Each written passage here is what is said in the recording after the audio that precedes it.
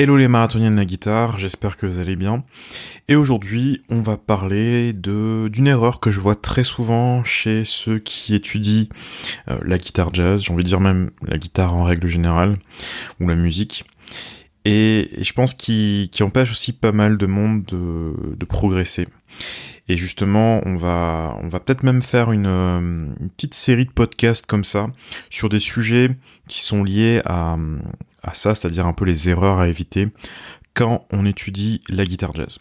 Vous savez, en anglais, il y a une expression qui dit « student of the game », ce qui veut dire littéralement « celui qui étudie le jeu ». Alors le jeu, c'est pas forcément un jeu, hein, ça peut être dans les affaires, ça peut être dans le sport, ça peut être un savoir-faire en règle générale. Et lorsque vous étudiez la musique, eh ben vous voulez être student of the game également, c'est-à-dire vraiment être le meilleur étudiant possible, la meilleure étudiante possible sur ce sujet-là.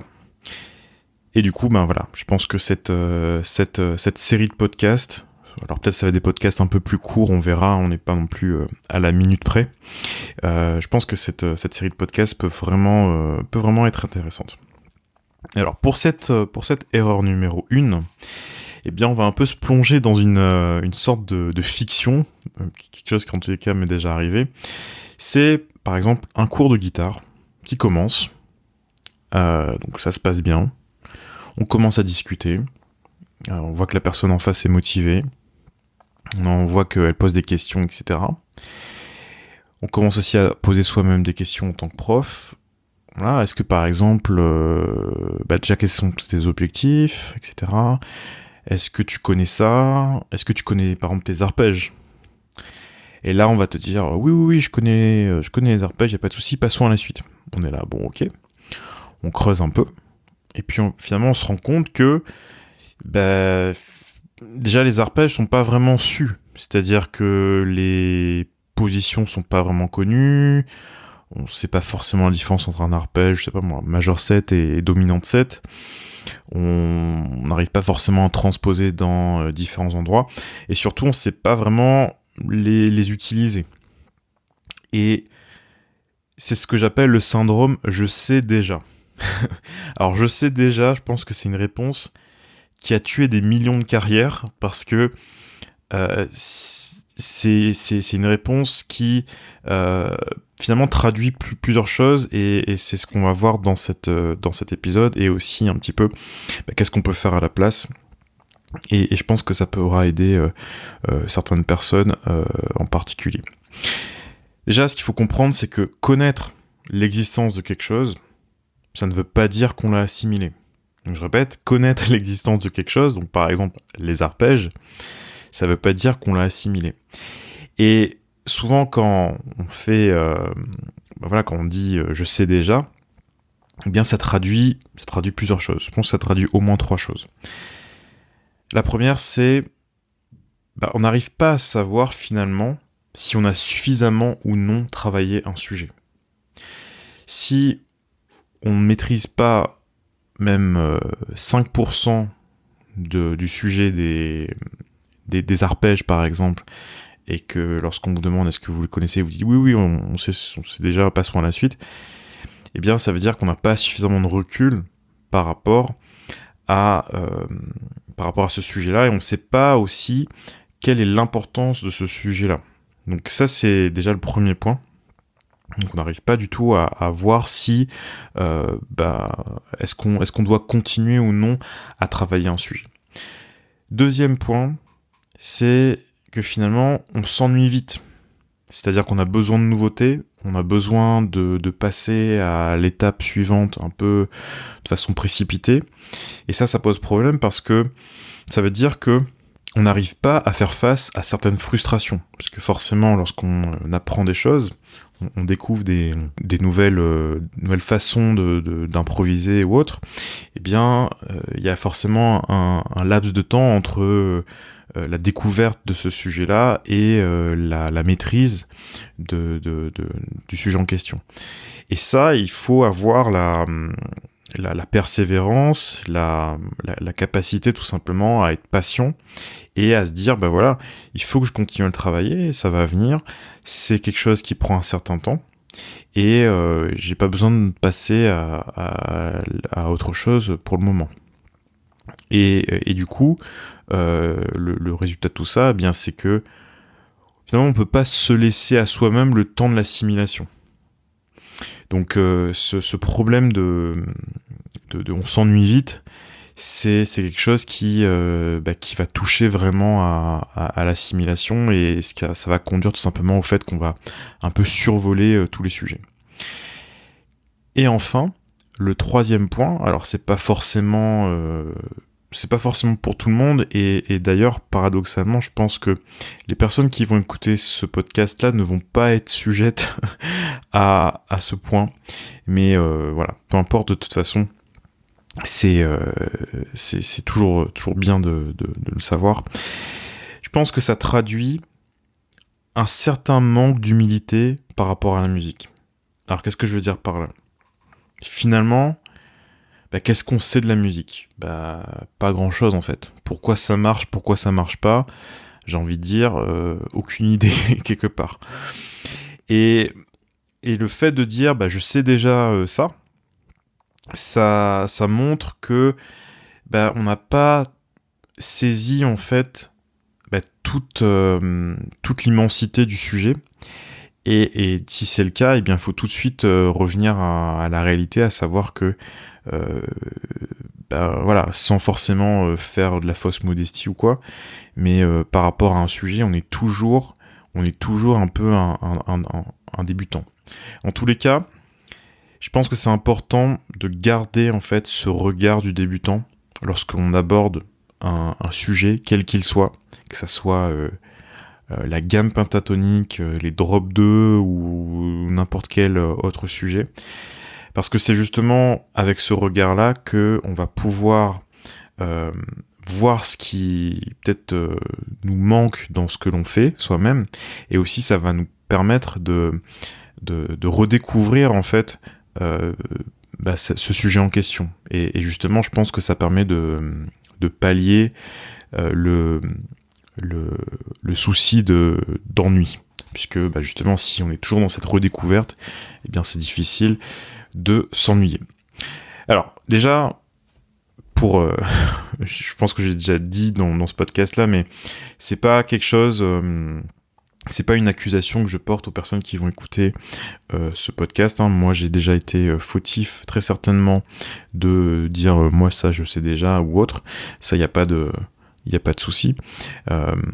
Et puis même, j'ai envie de dire, c'est pas tellement le fait de le dire ou non qui compte, c'est parfois il y a des personnes qui vont être très humbles et qui vont aussi prendre les choses très très très au sérieux et avoir cette distanciation par rapport à l'assimilation ou non de certains sujets, mais qui vont quand même faire cette erreur-là, mais plus dans inconsciemment, c'est-à-dire qu'elles vont, par exemple, passer à un autre sujet de façon un peu précipitée, alors qu'elles auraient peut-être pu un peu plus creuser le sujet.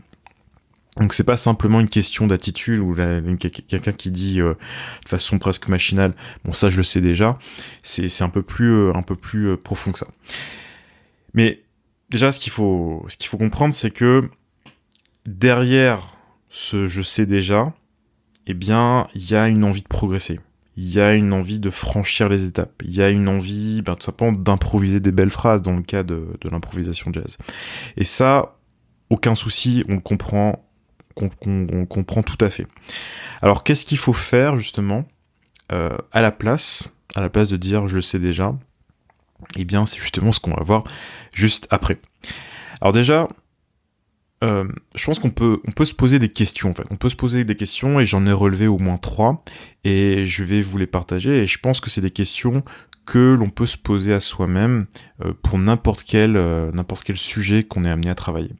La première, c'est « est-ce que je le comprends vraiment ?» La deuxième, c'est « est-ce que je sais l'utiliser ?» Et la troisième, c'est « est-ce qu'il y a d'autres moyens auxquels je n'ai pas pensé et que du coup je pourrais utiliser ?» Si par exemple je prends l'exemple de la pentatonique, prenons un exemple vraiment très très simple, donc pentatonique mineure. A priori, 100% des gens qui vont écouter ce podcast-là savent de quoi il en retourne. Eh bien, première question, est-ce que je le comprends vraiment ? Eh bien, a priori, oui, je vois ce que c'est une pentatonique mineure, je vois la relation avec la pentatonique majeure, je connais les intervalles, donc il y a la tonique, tierce mineure, 11e, quinte, 7e mineure dans le cas de la pentatonique mineure. Donc voilà, j'ai certaines connaissances qui me permettent de comprendre que voilà, ça va fonctionner sur un accord mineur par exemple, que ça peut fonctionner sur une tonalité, que je peux par exemple l'utiliser, par exemple s'il y avait un blues en si bémol, eh bien je pourrais utiliser la pentatonique mineure de si bémol sur cette grille. Donc voilà, j'ai des éléments de compréhension, donc là c'est ok, on peut passer à la suite. Deuxième question, est-ce que je sais l'utiliser ? Est-ce que je sais utiliser la pentatonique mineure ? Donc, par exemple, est-ce que je connais déjà les positions ? Donc oui, la première position, je la connais. Deuxième position, je la connais plus ou moins. Troisième position, je l'ai un peu oublié. Position 4 et 5, par exemple, je les ai oubliés ou je les utilise jamais. Donc déjà là, ça veut dire que sur le sujet de la pentatonique, si c'est le sujet que vous souhaitez travailler, eh bien vous avez déjà de quoi travailler finalement. Parce que même si vous connaissez l'idée globale des positions, etc., eh bien, il faut quand même pouvoir les assimiler, et faire des phrases avec ces différentes positions, arriver à couvrir le manche, arriver à voir un peu l'étendue de la pentatonique. Donc ça, c'était pour la deuxième question. Et enfin, troisième question, donc ça c'est vraiment... Je pense que c'est une question assez puissante, c'est est-ce qu'il y a d'autres moyens auxquels je n'ai pas pensé que je pourrais utiliser ? Et là, finalement, c'est infini parce que déjà, on pourrait prendre la pentatonique mineure. Est-ce qu'on peut l'utiliser sur d'autres accords qu'un accord mineur ? Est-ce qu'on peut l'utiliser sur un accord de dominante ? Est-ce qu'on peut l'utiliser sur un accord de dominante altérée ?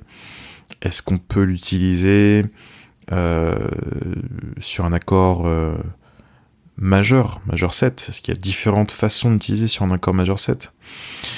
Est-ce que je pourrais trouver peut-être d'autres pentatoniques ? Puisque finalement, pentatonique, ça veut dire 5 notes. Donc, est-ce qu'il y a d'autres façons de former une pentatonique ?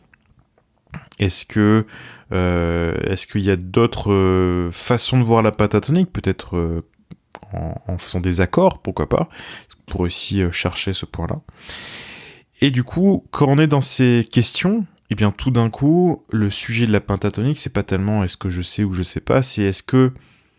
La vraie question derrière, c'est est-ce que j'ai suffisamment creusé la pentatonique et surtout, est-ce que le fait de creuser la pentatonique m'intéresse au moment donné, quoi. Au moment où je me pose ces questions-là. Parce que, bien évidemment, pas tout le monde a envie de creuser la pentatonique pour être joué sur n'importe quel accord, etc.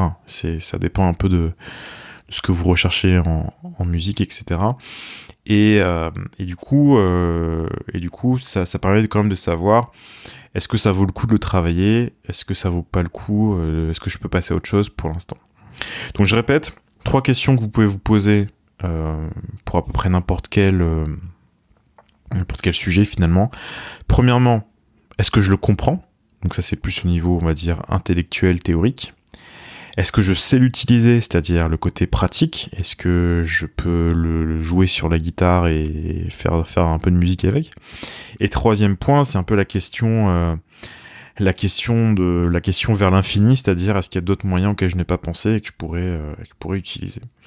Et je pense que si on se pose ces 3 questions-là par rapport à n'importe quel sujet, eh bien ça nous permet d'une part de vraiment ne plus s'ennuyer par rapport à n'importe quel sujet que l'on travaille, et surtout ça nous donne des idées de ce qu'on pourrait travailler tout simplement. Et parfois c'est tout ce dont on a besoin, c'est-à-dire que c'est pas tellement de connaître est-ce qu'on connaît la pentatonique ou est-ce qu'on connaît les arpèges qui comptent, mais est-ce qu'on peut les utiliser de différentes façons, et souvent c'est ça qui compte. Donc voilà, c'était la première erreur que je vois quand même assez souvent, donc c'est pour ça que j'ai commencé par celle-ci. C'est ce syndrome je sais déjà qui je vous dis pose quand même un certain problème pour certaines personnes. Hein. Je vous vise pas spécifiquement en tous les cas, et j'espère l'avoir suffisamment explicité durant ce podcast. C'était pas forcément juste une question d'humilité ou quoi, c'est vraiment une question d'efficacité pédagogique, c'est-à-dire est-ce que ce que je suis en train de travailler là a vraiment une pertinence tout simplement, hein, dans ce que je fais. Donc voilà, j'espère que ce podcast vous aura apporté quelque chose, peut-être que ça vous aura donné, peut-être que vous allez pouvoir réutiliser ces questions-là à l'avenir pour ce que vous allez pratiquer. Et puis moi, je vous retrouve pour une prochaine vidéo, un prochain podcast, et puis travaillez bien. Bye bye.